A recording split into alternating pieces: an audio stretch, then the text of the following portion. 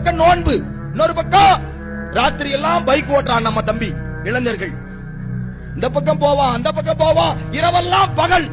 இவன் வண்டி ஓட்டுறதுக்குன்னே நோன்பு. நோன்பு உருவாக்கினது எதுக்காக? இவன் வண்டி ஓட்டுறதுக்கு.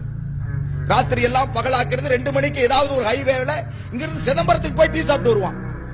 இங்கிருந்து சிதம்பரம் டீ எங்கடா போற? டீ சாப்பிடும். எவ்வளவு பெரிய வீண் விரைய இரவு பகலாக்குவதற்கு. இபாதத்துக்குரிய இரவு அது, அது வணக்கத்துக்குரிய இரவு. செய்யறானா? பிறகு ஃபஜ்ர் பாங்கு கேட்கும், தூங்கிடுவான், எந்திரிக்க மாட்டான்.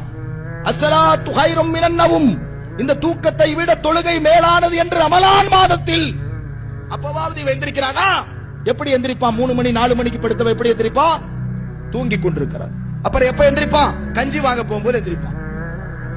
கஞ்சி ஊத்துவாங்கல்ல, ஒரு 4 மணி 5 மணிக்கு ஊத்தும் போது அப்படியே எந்திரிச்சு முகத்தை எல்லாம் கழுவி நோன்பு. ஃபஜ்ர் கிடையாது, லுஹர் கிடையாது, அஸர் கிடையாது. இவர் யாரு? நோன்பாளி. யாரை இவர்கள் யாரை ஏமாத்துறாங்க? அல்லாஹ்வையா?